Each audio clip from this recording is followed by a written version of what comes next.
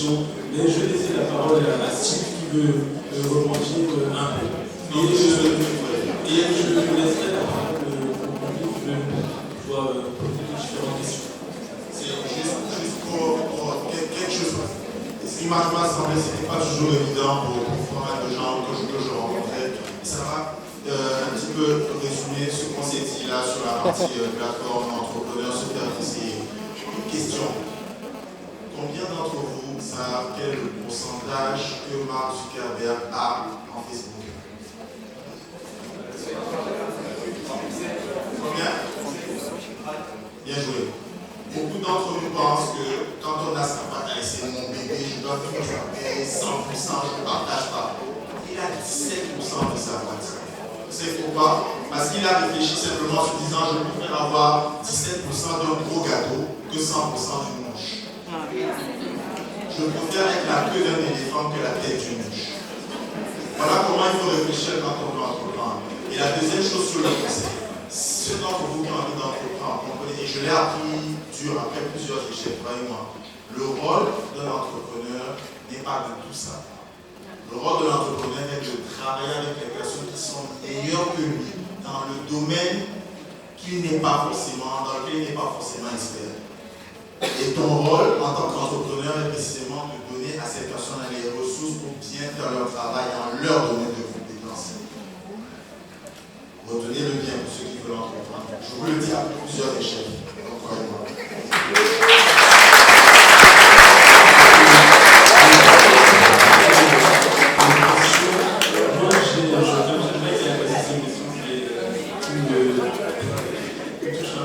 Parce qu'on parle aussi d'émergence, mais à mon avis, le rayonnement culturel fait aussi partie de l'émergence. On a cette vision aujourd'hui, comme je dis, dans les pays anglophones, de Nollywood qui s'exporte ici en Europe, qui s'exporte en Amérique. Moi, j'aimerais une petite question pour Paola et Céline. C'est comment faire pour exporter nous aussi notre industrie camerounaise en termes de culture. Quel est l'apport que la diaspora peut avoir pour aider justement aussi cette industrie à s'exporter?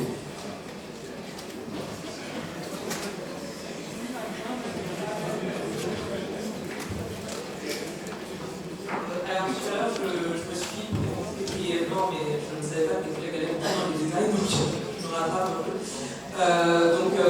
Rapidement, Fascisback, c'est un média, c'est le média en France pour tout ce qui concerne la mode, la beauté, la culture, l'afro. Ça existe depuis 7 ans. Voilà. On est 3 cofondateurs là-dedans, les 3 car on n'a pas fait exprès.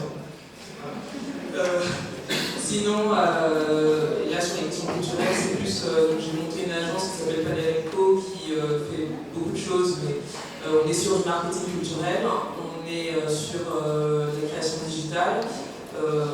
Pour donner des exemples, les derniers projets sur lesquels on a travaillé, c'est par exemple un artiste camerounais qui s'appelle Stanley Lo, qu'on accompagne depuis, depuis la préparation de la sortie de son premier single. Donc jusqu'aujourd'hui, je le conseille sur son image de marque, sur son rapport avec les marques, sur les relations de presse, etc.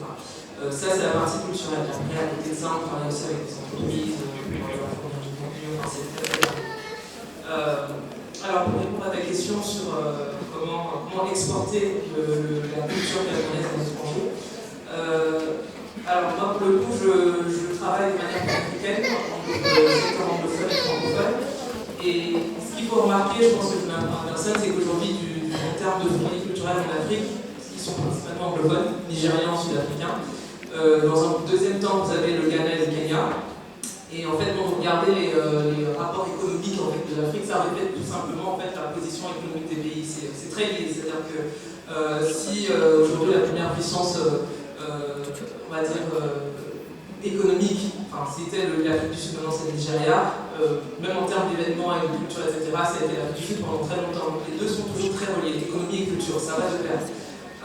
Ce qu'on a observé sur l'export de la culture nigériane, qui dit Nigeria parce que c'est notre voisin le plus proche, c'est qu'en 10 ans, ils ont utilisé un truc qui s'appelle le soft power, et que je trouve en Afrique francophones qu'on néglige complètement. Le soft power, c'est la manière de vendre en fait un pays sans toucher aux questions économiques de manière directe. Le soft power français, par exemple, c'est le luxe. LVMH est la première société de luxe au monde. Le soft power américain, c'est pratiquement tout. Voilà. C'est les inventeurs du soft power, donc voilà. Le Nigeria, quand même, j'aimerais rappeler qu'il y a 10-15 ans, pour ceux qui ont grandi au Cameroun, je pense que voilà, les termes qui entouraient le Nigeria n'étaient pas très positifs. Hein. C'était les cafards, c'était les cordonniers, c'était les gens qui fumaient, c'est-à-dire que quand ils venaient au Cameroun, moi j'ai grandi à Douala, les Nigériens venaient pour organiser une année en fait. Voilà, c'était très condescendant. Mais en 10 ans, ils ont complètement changé le truc. Qu'est-ce qui s'est passé? C'est qu'ils ont eu l'appui de leur diaspora, notamment anglaise, qui a été très très importante. Les premières personnes à avoir investi sur des artistes que vous connaissez comme P-Square, comme D'banj, comme Wizkid aussi, etc. Bref, même la nouvelle génération, les fonds, les investissements sont pour une grosse partie des gens de la diaspora en Angleterre et aux États-Unis.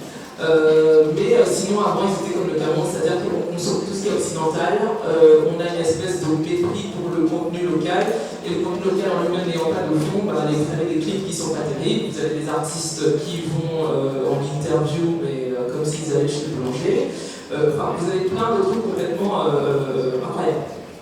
Ce qu'il faudrait au Cameroun, parce qu'on a toujours plusieurs idées, moi la première chose que je dis, et là c'est l'expérience entre guillemets du terrain qui parle, c'est oublier le ministère de la Culture, ne comptez pas sur l'État. C'est la première chose que je dirais.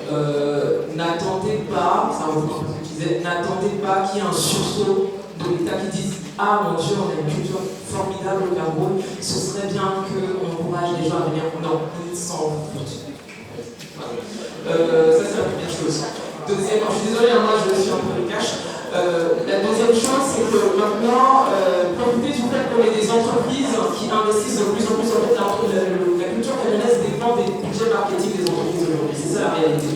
C'est que si vous n'avez pas, je sais pas si je dois citer les sociétés, mais si vous n'avez pas les Orange, les MTN, etc., qui mettent des millions parce que c'est du marketing, la plupart des concerts n'auraient pas lieu, la plupart des fondations qui aident les artistes n'auraient pas lieu. Moi, ce que j'ai observé, par exemple, c'est que la plupart des artistes camerounais qui réussissent à s'exporter, la plupart de leurs fonds viennent de l'étranger, c'est-à-dire la Fondation Orange, la Fondation, les fonds de l'Union européenne qui s'adressent à l'outre-mer et à l'Afrique, la Fondation Cartier et le Fonds de la francophonie. La plupart d'entre eux sont ceux qui vraiment financent la culture africaine francophone. Ça, voilà, il faut le savoir. Donc à partir de là, quel contrôle voulez-vous que le pays, ou du moins le Cameroun, ait à partir du moment où les fonds viennent de l'extérieur? Ça fait pas sens. Donc je pense que ça c'est une première chose. Deuxièmement, ce qui manque, et je reprends peut-être ce que Céline disait tout à l'heure, on manque en fait, et ça je le vois sur le terrain, on manque de maillons, ce que j'appelle des maillons, c'est-à-dire on n'a pas besoin de plus d'artistes, on en a suffisamment, mais les ingénieurs du son, il n'y en a pas, les studios, il n'y en a pas. Les personnes qui travaillent sur des choses comme le marketing, ce pourquoi je suis, en fait, ils vendent la culture comme on produit. Ça n'existe pratiquement pas au Cameroun. C'est incroyable. On a du mal à trouver des personnes qui savent se spécialiser dans les produits culturels et qui savent qu'on ne vend pas la musique comme on vend la peinture, comme on vend, je sais pas, la sculpture. Voilà. Ou du mogolo, voilà. Donc on a beaucoup de mal à trouver ce genre de personnes. C'est des métiers très spécifiques. Où, à mon avis, la plupart des gens qui peuvent nous aider là-dessus sont dans la diaspora.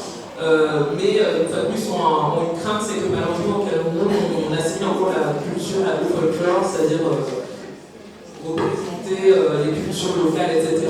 Mais on ne réfléchit pas du tout à comment on les vend. Ce serait vraiment bien d'avoir des personnes qui ont des compétences de manière globale dans le management, même pas d'artistes, mais dans le management de produits culturels, ou tout simplement des chefs de projet, on n'en a pas. Dans ce secteur. Donc ça, déjà, on a ce pilier-là qui manque. C'est la deuxième chose. Et enfin, sur la question de l'export, je pense que réfléchir à l'export de la culture, pour l'instant, c'est trop tôt. Je pense qu'il faut d'abord consommer local avant de réfléchir à la vendre à d'autres personnes.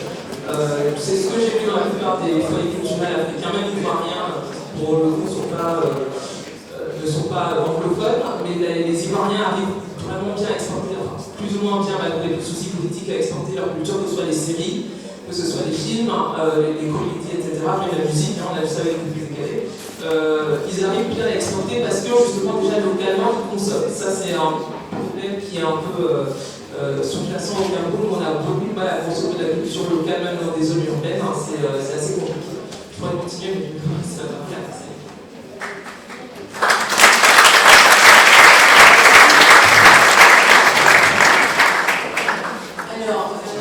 Je prends 2 minutes, si tu veux bien, justement, parce que c'est assez significatif, parce qu'il vient d'être dit.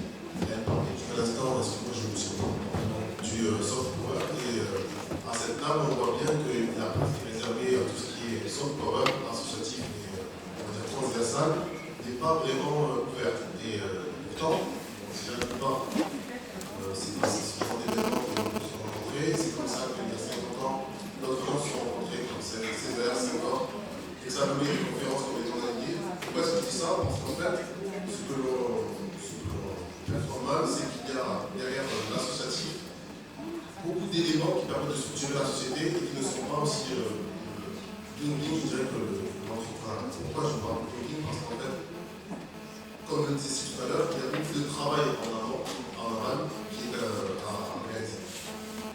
Pour ce qui est de, je vais essayer de parler concrètement, pour ce qui est de faire une plateforme collective d'association, par exemple, l'ANDEA, c'est l'occasion d'avoir un retour d'expérience avec le projet idée qui projetait de faire une quinzaine d'enfants africains.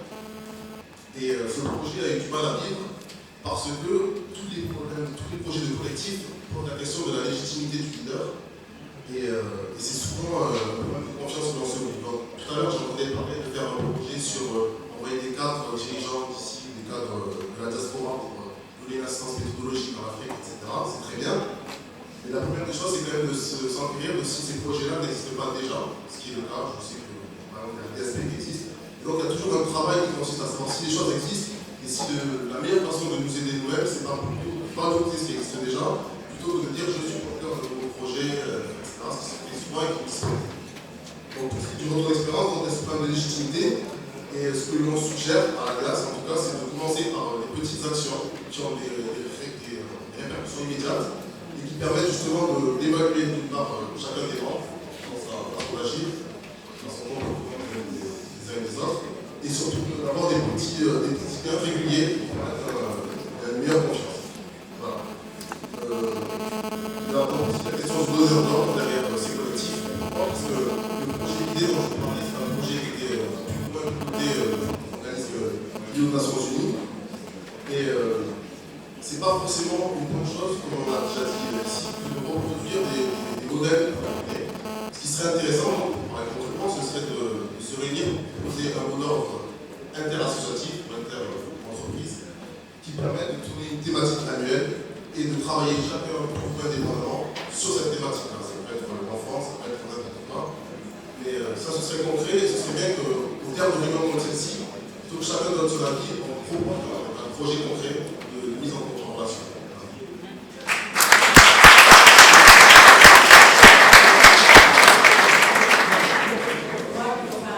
Pour compléter un petit peu ce que Paola disait concernant la culture, mon analyse est que l'approche de la culture en fait, souffre honnêtement de ringardise. C'est-à-dire que honnêtement, moi, des fois, quand je vois que ce soit des expos ou certaines activités culturelles, ça ne m'emballe pas du tout, j'ai juste pas envie d'y aller, ça ne m'intéresse pas. Et non pas que je ne m'intéresse pas à la culture, forcément, mais c'est que c'est pas vendeur. Et souvent, ce qu'on remarque aussi, c'est que en fait, ça part du principe que la culture n'est pas prise comme un produit. À un moment donné, il n'y a pas d'approche business. Qu'à un moment donné, tu dois te dire, bon ok, j'ai ce concert, j'ai cette expo, etc. Comment je la vends? On en revient toujours à la question de vendre la culture, question business, et ça veut dire donc forcément marketing. Et d'abord, est-ce que le public veut voir ton truc? Est-ce que ça intéresse? Est-ce que ça lui plaît? Est-ce qu'il achètera? Donc c'est pour revenir sur la question du ministère de la Culture, qui ne fait absolument pas son travail, ça c'est clair, mais là on peut peut-être forcer le ministère à faire son travail. À un moment donné, comment nous on rend la culture sexy? Comment nous on montre à ministère de la Culture que les dos peuvent sortir de cette histoire. Quand on voit que, mine de rien, la culture représente 7 fois plus de revenus dans le PIB de la France que l'automobile, à un moment donné, 7 fois plus. C'est-à-dire qu'à un moment donné, à nous de faire comprendre, c'est-à-dire professionnels, que ce soit de la culture, même du divertissement, et comme je le disais tout à l'heure, de tous les domaines connexes, de pouvoir créer des produits. Un produit, c'est quoi? Un concert, c'est un produit. On dit quoi? Non, les Camerounais ne vont pas au concert, etc. Mais peut-être qu'on l'a mal conçu, peut-être qu'il faudrait qu'on revoie comment on délivre un concert au Cameroun. Peut-être qu'en fait, un concert en lui seul, ça ne nous intéresse pas, peut-être qu'on est plus fan de festival. On avait eu cette conversation une fois sur Twitter, qui est que peut-être en fait on n'envisage pas les produits culturels à notre manière, à nous. On a peut-être notre façon de consommer la culture. Donc à un moment donné, peut-être qu'il faut qu'on refasse aussi un travail de zéro et de se dire, nous, qu'est-ce qu'on aime? Qu'est-ce que les Camerounais seraient prêts comment dire, pour combien les Camerounais seraient prêts à dépenser et pour quels produits culturels? Et dites-vous bien que la culture dans le développement, c'est essentiel. Les Américains nous ont vendu leur American Way of Life. C'est ce qui fait qu'on boit leur coca, on regarde leurs séries, on regarde leurs films, on écoute leur musique, on mange leur conneries. Donc tout ça parce qu'ils nous ont vendu le American Way of Life.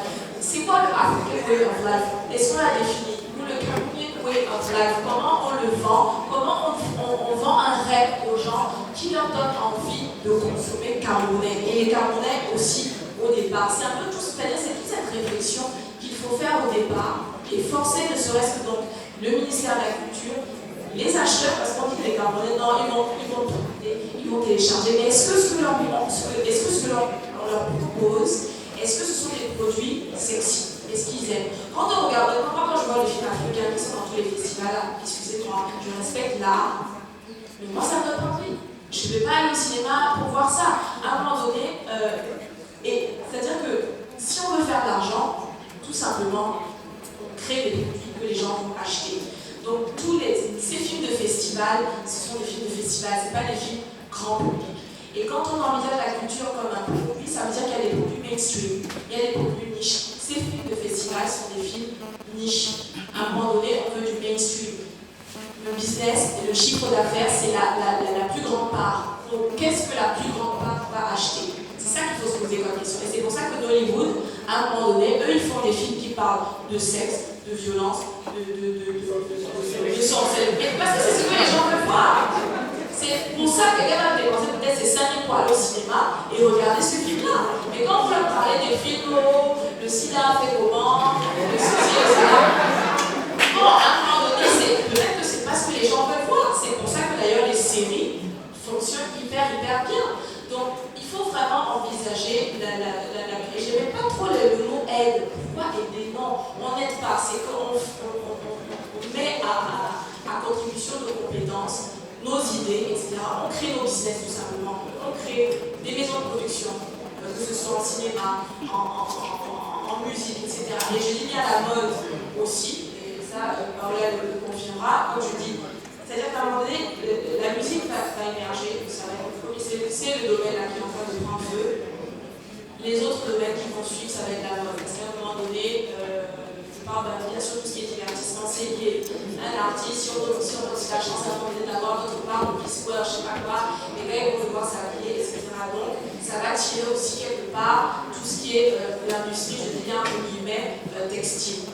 Donc il y a tous ces domaines-là qui sont quelque part liés à la culture. Donc il faut arrêter l'approche anthropologique de la culture.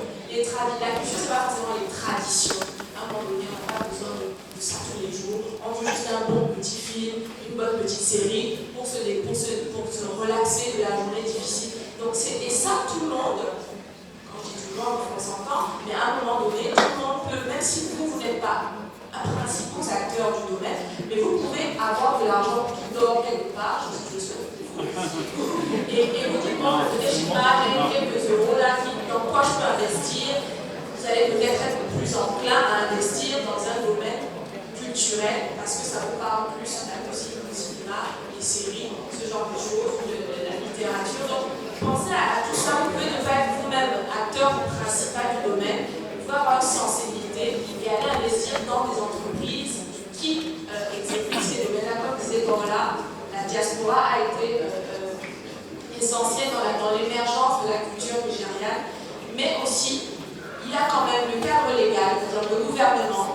Ça, il faut quand même le dire. À un moment donné, le Nigeria, Obasanjo, qui était le président de l'époque, a exigé d'avoir un certain temps horaire, un temps de diffusion des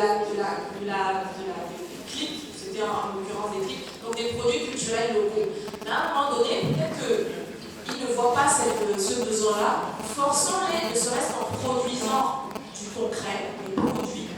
Comme je dis, vraiment, ça peut être tout le monde. Quelqu'un peut se lever, faire une boîte de prod, tout ce qu'il a à faire, comme disait Steve tout à l'heure, c'est employer les gens qui ont la compétence. Et vous pouvez être juste investisseur. Donc il y a tous ces domaines-là. Rendons notre culture camerounaise déjà sexy. Et nous-mêmes, je suis sûre que nous-mêmes, on la consommera. Ça ira vraiment de pair. Donc c'est vraiment l'état d'esprit qu'il faut, je pense, il faut insuffler cet état d'esprit sexy.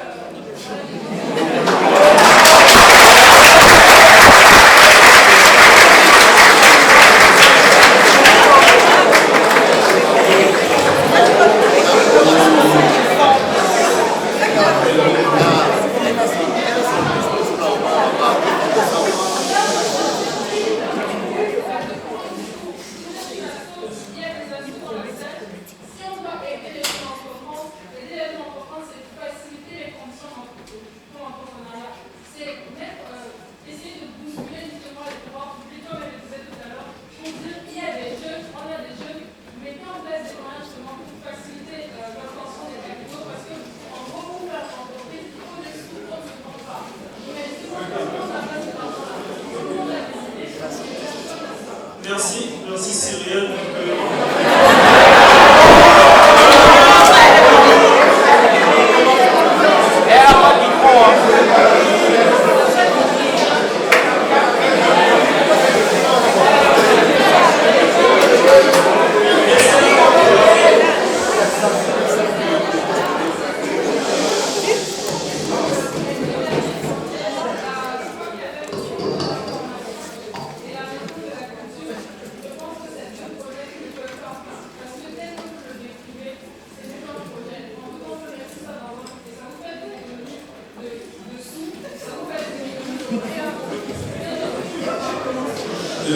Cyrielle, déjà, pour ce moment, je vous remercie.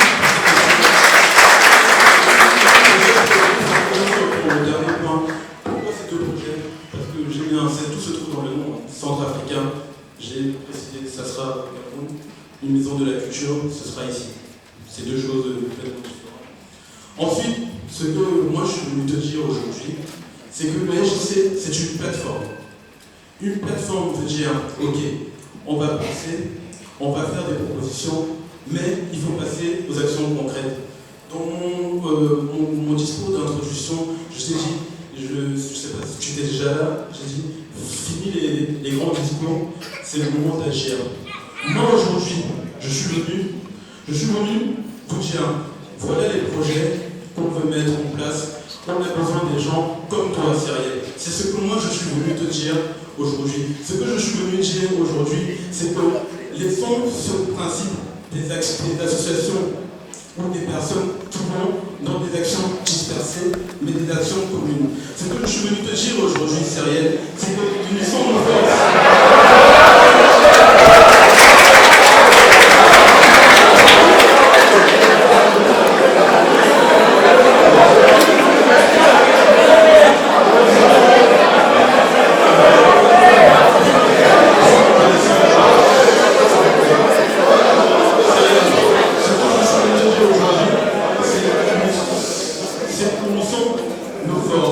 C'est-à-dire que voilà, très souvent, moi j'ai entendu dernièrement à la télé, il y avait un débat avec Thierry Moreau, où j'entendais des gens dire que la diaspora ne peut rien faire, la diaspora ne peut rien apporter au Cameroun. Ce que je suis venu aujourd'hui dire, c'est qu'on a des projets et on a besoin de vous. C'est ça la base du LJC, c'est l'entraide.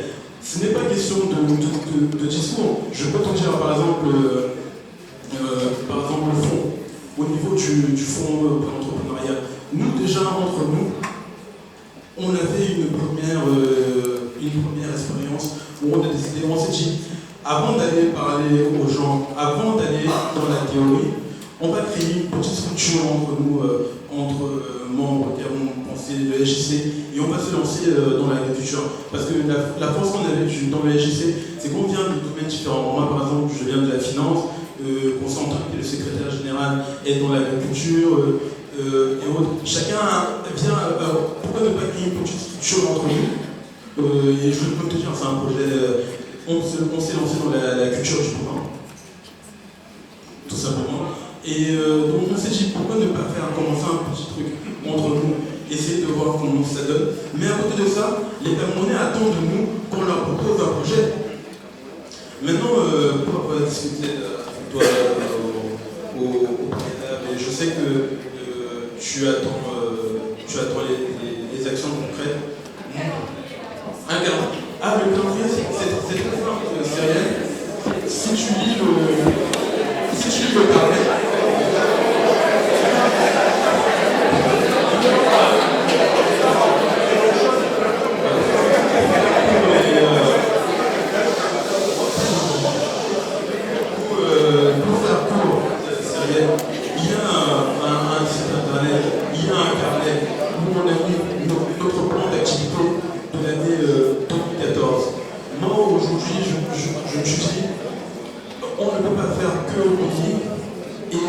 c'est vous qui êtes là de côté. Pourquoi ne pas venir présenter du projet? Le centre africain, je t'ai dit, sera présenté à Douala. Moi, je vais même aller loin dans ce que l'on fait au LJC. Je vais rentrer dans les détails. Nous, on a rencontré encore on travaille avec le GICAM. On a rencontré le GICAM. Le GICAM nous a demandé, on a rencontré encore le GICAM hier en matinée. Le GICAM nous a dit, nous on leur a proposé une charte qui oblige les entreprises camerounaises sur 100 emplois, sur 100 offres d'emploi, il faut qu'il y ait 40 jeunes. Le GICAM nous a dit, ok, on leur a présenté la charte. Cette charte-là va être signée, je ne sais pas comment dire ça, mais au mois de février 2015. Le calendrier, il y a un calendrier, il suffit de consulter le site internet. Donc je vais vous écouter la parole et laisser les autres. Juste, moi, je pense que c'est pas. Enfin, je pense que la SJC non plus n'est pas. Il ne faut pas non plus leur donner un rôle qu'ils n'ont pas. C'est-à-dire qu'à un moment donné, c'est-à-dire qu'il s'appelle bien synergie, donc c'est la mutualisation des efforts communs. Donc à un moment donné, ils ne peuvent pas non plus se substituer effectivement à l'État. Et parce que tu as parlé tout à l'heure de donner un cadre, ce n'est pas à eux de donner le cadre. Mais ils peuvent, mais même favoriser, non. Ils peuvent vraiment être la voix de nous tous qui pourra par exemple aller demander à ceux dont c'est le travail mettre ce cadre-là. Donc à un moment donné, donc les actions peuvent effectivement se traduire par des actions déjà ne serait-ce que comment dire, le salon par exemple, c'est pas eux qui vont donner l'emploi, mais ils créent à un moment donné un espace où les gens, voilà, donc c'est pas leur donner un rôle qui n'ont pas. Je vais dire l'autre question rapidement parce que je veux dire tout de suite, moi ça m'agace un peu, d'accord? Ce qui est en train de se passer là, ça m'agace un peu ce qui est en train de se passer. Et ceux qui sont au Cameroun, l'image qu'ils ont de la diaspora, c'est ce que vous êtes en train de faire. Non, ce que je veux dire, vous êtes à la limite divisés. On a besoin aujourd'hui d'une diaspora qui soit solidaire.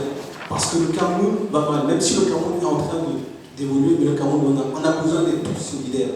Donc, effectivement, comme je le disais, associez-vous à la synergie, mutualisez vos compétences pour qu'on puisse, à la sortie de cette conférence, amener des projets concrets. Voilà, ce que je veux dire, associez-vous.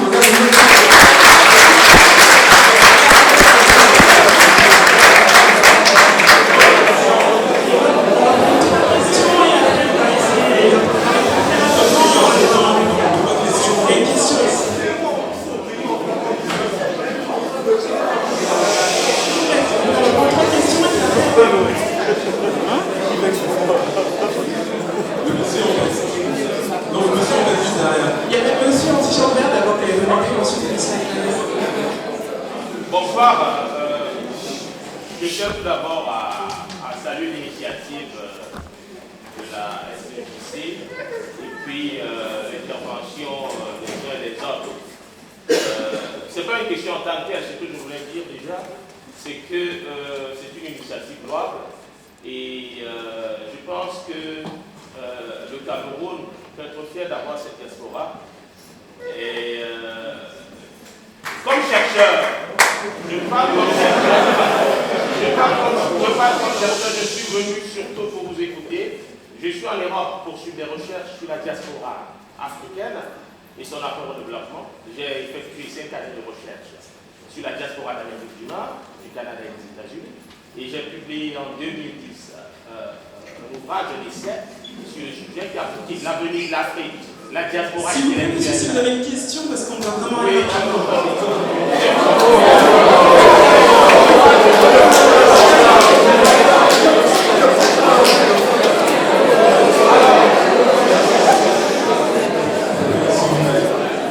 Alors, je disais, je ne viens pas d'être, je suis les interventions des uns et des autres. Donc, je disais que j'ai publié en 2010 L'avenir de l'Afrique, la diaspora intellectuelle interpellée, qui est le résultat de mes recherches en Amérique du Nord, aux États-Unis et au Canada. Je suis chercheur au centre de recherche pluridisciplinaire sur les communautés d'Afrique noire et de diaspora basé à l'Université d'Ottawa. Donc je suis en Europe pour des recherches sur la diaspora africaine d'Europe.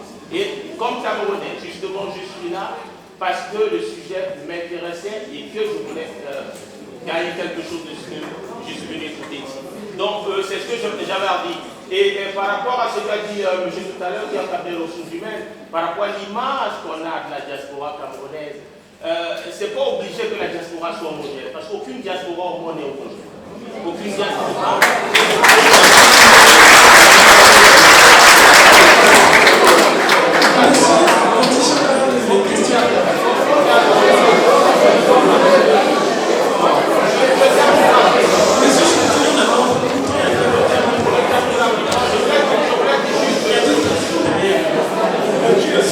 Monsieur, s'il vous plaît, je termine rapidement. Avec tout le respect que je vous dois, je vous propose de nous rencontrer à la fin. Malheureusement, je suis là depuis 15 heures. Je pars et puis je voulais juste dire qu'aucune diaspora n'est homogène, même les diasporas les plus dynamiques, comme la diaspora juive. Hein? Vous avez des juifs séfarades, vous avez des juifs askénazes, vous avez des juifs de gauche, des juifs de droite, des juifs du centre. Mais ce que je veux dire tout simplement, comme conclusion de ce que j'ai dit, c'est que au-delà des divergences, il faudrait que lorsqu'on parle de l'intérêt du Cameroun, qu'il n'y ait plus de diaspora de collaboration, qu'il n'y ait plus de diaspora d'opposition, qu'il n'y ait plus de diaspora mitoyenne, qui sont les trois catégories de mes recherches sur la diaspora, de mes observations. Donc, pour que lorsqu'on parle de l'intérêt du Cameroun, que toutes ces différentes catégories de la diaspora puissent parler d'une même voix parce que c'est l'intérêt du Cameroun qui est important. Donc,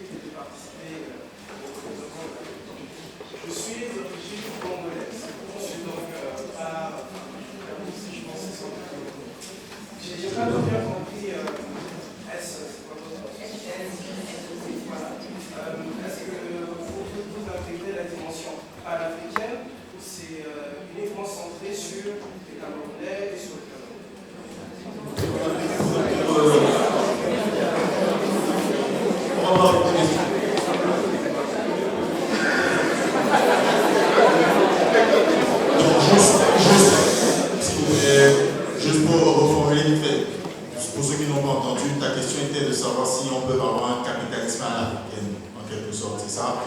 La réponse va être très simple.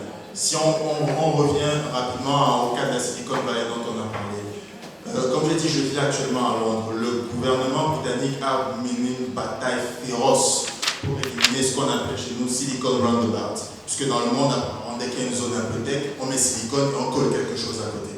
Et le gouvernement britannique l'a fait pour dire simplement que les raisons qui ont amené à un hub technologique à Londres sont très différentes de ce qu'on a eu à la Silicon Valley et l'ont rebaptisé Tech City. Ma réponse donc par rapport à ce que j'ai entendu dire, c'est que le capitalisme à l'africaine, s'il faut l'appeler de cette façon, existe déjà. L'économie de marché est forcément contextualisée par rapport à l'endroit où on se trouve. Le cas le plus concret que je peux te donner par rapport à l'Afrique, c'est l'innovation naît des ruptures profondes. En Afrique subsaharienne, pour la plupart, on a sauté le gap de l'ADSL et du desktop pour passer directement à l'Internet mobile. Ça, c'est une manifestation très concrète de comment se développe le capitalisme sur le continent. Donc, ça existe déjà et ça s'appelle juste adaptation, tout simplement. Je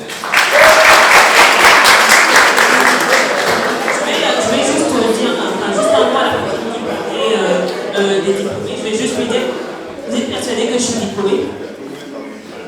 Vous êtes persuadé que je suis diplômée? Juste pour répondre à votre question, vous qui disiez que la HEC se focalise uniquement sur les diplômés.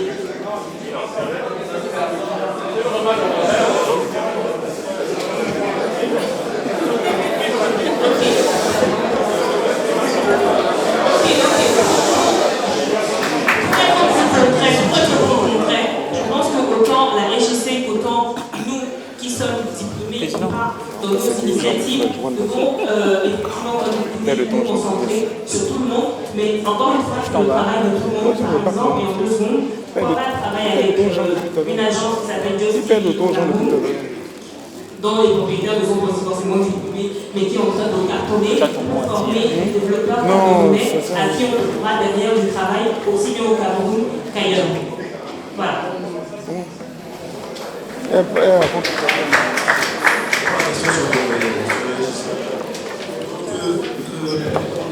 Monsieur, merci d'être venu.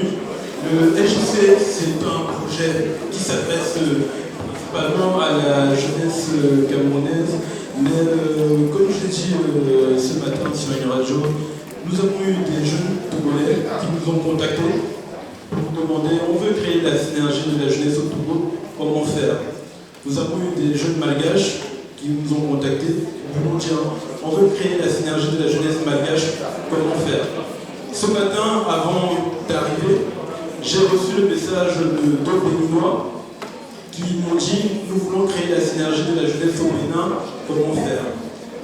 20 minutes avant de faire cette présentation aujourd'hui, j'ai un monsieur, je ne sais pas s'il est déjà parti, mais qui est du Tchad et qui m'a dit, il y a 3 ans, j'ai pensé à votre projet, vous m'avez devancé, j'aimerais créer la synergie de la jeunesse au Tchad, j'aimerais que vous m'accompagniez. À toutes ces personnes-là, nous avons dit une seule réponse, oui. Oui, pourquoi? Parce que c'est une aventure de 3 ans. Nous savons ce que nous avons traversé. Et à la fin de la journée, vous restez nos frères africains. Si on a pu vous inspirer, tant mieux. On est prêt à vous apporter notre expertise, on est prêt à vous accompagner et on est prêt à vous dire ce que nous on vit, les difficultés qu'on rencontre pour nous implanter et surtout les difficultés qu'on rencontre pour mettre sur pied nos projets. Parce que, comme vous le savez, je ne sais pas si c'est pareil dans les autres pays africains, mais les Camerounais, vous l'avez constaté aujourd'hui, les Camerounais sont très impatients. Voilà, merci beaucoup.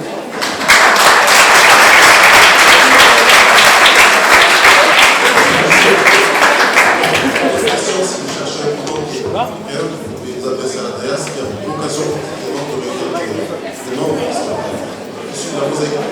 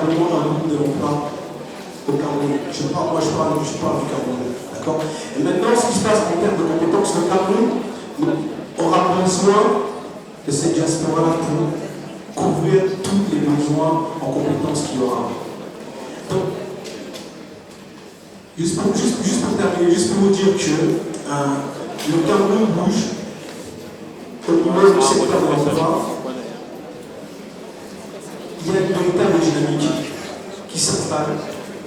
Et donc, juste pour vous dire que le train qu'il faudra prendre, ce sera maintenant, ce ne sera pas après, parce qu'après, ce sera trop tard. Voilà.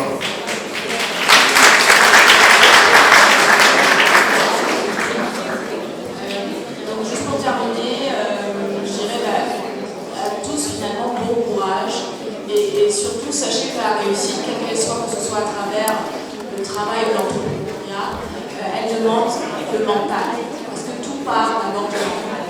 Et je dirais faites aussi attention pour ceux qui éventuellement pensent soit à un retour au Cameroun, ou en tout cas aller s'y installer si vous le métier par avant, ou vous investir au Cameroun, faites très très attention. Alors Jonathan disait tout à l'heure, écouter les avis, etc., c'est bien, c'est impératif, mais faites attention à l'influence négative. C'est-à-dire qu'à un moment donné, il y a beaucoup de gens qui vont dire oui, mais le Cameroun, etc. Parce que parfois ils ont quitté le Cameroun quand ça allait mal. Le Cameroun, moi j'ai grandi dans un Cameroun en crise dans les années 90. Le Cameroun n'est plus en crise comme nous on l'a connu à l'époque, c'est-à-dire qu'il est en croissance. Donc il faut faire attention, et je dis notamment souvent aux tontons, aux tatas, parfois les parents. Ils ont connu un autre Cameroun. Parfois, donc, si vous êtes là, c'est d'ailleurs parce que certains ont migré, ou qu'à un moment donné, il y a eu des difficultés pour justement suivre ses études, etc. au Cameroun. Mais ça ne veut pas dire que vous ne pouvez pas faire un retour et vivre une belle vie épanouissante au Cameroun. Donc, faites très très attention à prendre avec les pincettes. Je dis ça parce que la dernière fois, je discutais avec un oncle qui, le Cameroun, ça va péter dans 2-3 ans, etc. Donc, c'est pour dire que, voilà, on souhaite effectivement la stabilité politique, etc. Mais il n'y a qu'en étant sur place qu'on vit les choses, qu'on voit les choses. C'est pas facile, ça c'est clair. Il n'y a aucun endroit au monde où la vie est facile. Aucun endroit. Au niveau même, vous êtes ici, vous voyez comment ça vous parle. Donc là-bas, c'est juste d'autres difficultés auxquelles vous aurez à faire face, d'autres problèmes, d'autres problématiques. Donc vraiment, gardez l'esprit positif et bon courage et bonne chance.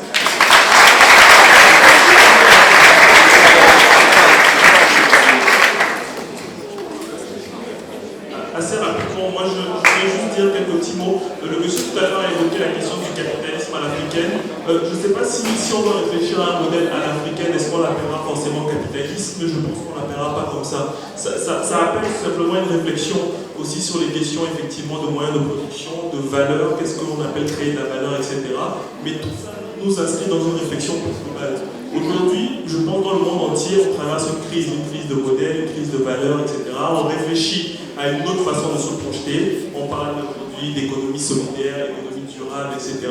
Moi, la question que je me pose, c'est qui mieux que les Africains peuvent créer une économie durable? Qui mieux que les Africains peuvent créer une économie solidaire? Qui mieux que les Africains peuvent aujourd'hui s'appuyer sur leur histoire, leur culture, leurs valeurs pour penser et mettre en œuvre un nouveau modèle qui correspond manifestement aux aspirations du reste du monde? Donc, moi, ce que je voulais dire aujourd'hui, c'est dans la façon dont vous projetez, dans la façon dont vous allez mener vos projets par la suite, pensez au fait que le monde entier attend aujourd'hui les Africains, donc les Camerounais, et donc nous devons être au rendez-vous. Et dans tout ce que vous faites, je pense qu'il y a des actions, des initiatives, la SJC, Oser l'Afrique, Afrétis, etc., qui sont là pour créer des idées, accompagner et permettre de créer et de faire changer le continent. Donc, on travaille et puis on est tous là pour travailler ensemble. Je voudrais d'abord remercier la SJC et juste dire une chose.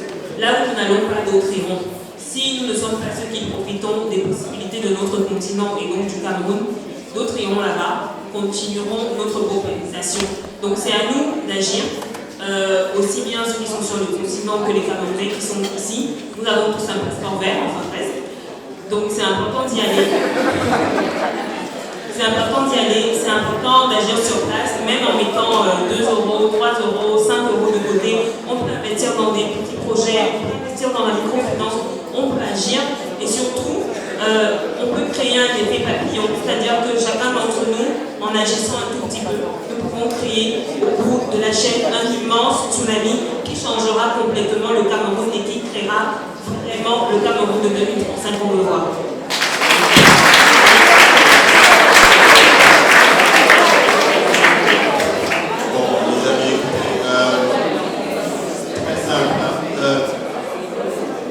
J'ai essayé d'investir au Cameroun, je me suis planté royalement, mais ça ne m'empêche pas de réessayer. suis en train de monter une start-up. Je souffre chaque jour que tu as créé, mais ça ne m'empêche pas de continuer. Pour deux simples raisons. La première, c'est que j'aime foncièrement mon pays. Et la deuxième, c'est que je suis pathologiquement obsédé par les idées que je développe.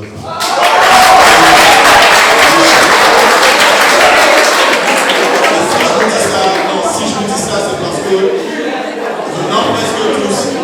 venant presque tous ici d'une culture essentiellement francophone, on a peur de l'échec, on a peur de l'erreur, on a peur d'essayer, on a peur d'oser.